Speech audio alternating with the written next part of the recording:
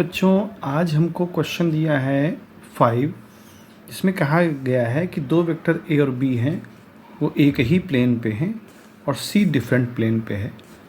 तो अगर ए plus B plus सी हमें फाइंड करना हो तो क्या हो सकता है।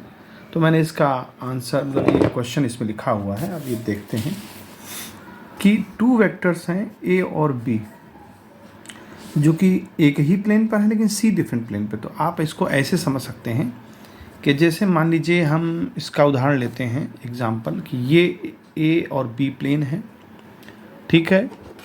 एक प्लेन ए हो गया, एक बी हो गया, और ये डिफरेंट प्लेन पर है ऐसे, यानी ऊपर की तरफ है।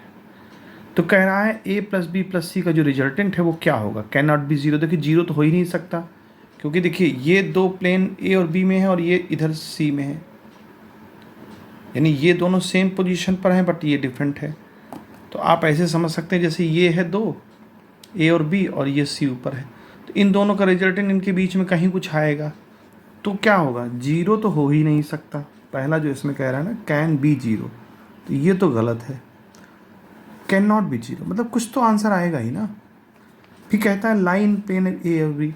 भाई इन दोनों का जो प्लेन है सेम है, इसका डिफरेंट है, तो जो आंसर आएगा वो इन दोनों के बीच कहीं ना कहीं आएगा। इस ए बी प्लेन में तो आएगा नहीं। तो उसने कहा line the plane A B, तो ये भी सही नहीं है।